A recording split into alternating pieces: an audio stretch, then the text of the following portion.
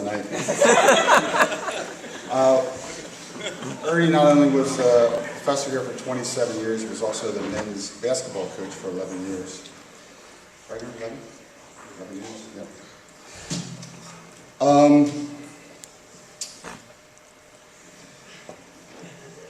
When I took over the team this year after Coach Wimberly's departure, one of the very first things I did was to name captains. For whatever reason, Coach did not have captains this year. So one of the very first things I did was I named Mike Giannangeli and Mark Rogowski captains of the basketball team.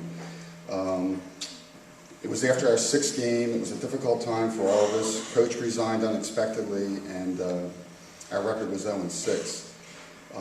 The very next day, I asked both Mike and Mark to step up and take ownership of the team, and they responded terrifically, and Mike's leadership throughout the remainder of the season was exceptional. Mike was our best defensive player, so every game his job would be to guard the opponent's best player. It's a tough job in basketball, and it takes a person with a lot of character to place his team goals ahead of his personal goals, and Mike did this for us every game and handled the job with class.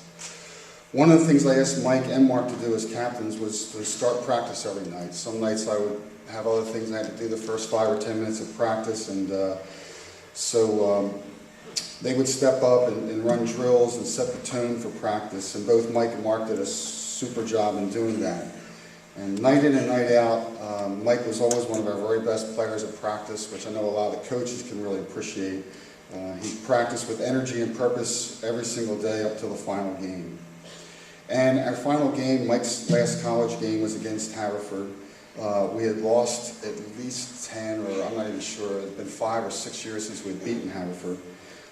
Mike played great, scored 18 points, had 4 assists, played outstanding defense, and when he was interviewed after the game, he gave the credit to his teammate and coaches, which was very typical of Mike. He was always looking to give credit to others. So it's really an honor and a privilege to give this award out tonight. Actually, 12 years ago, in the year 2000, my son won the same award, and so that's a little special in that regard.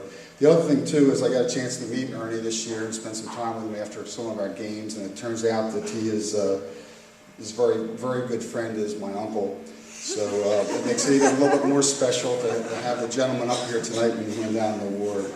So it's my privilege and pleasure to name Mike Giannangeli the Ernie Prudente Sportsmanship Award.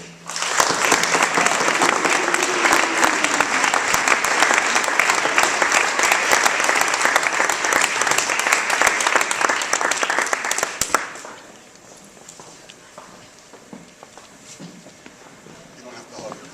The girls hug her.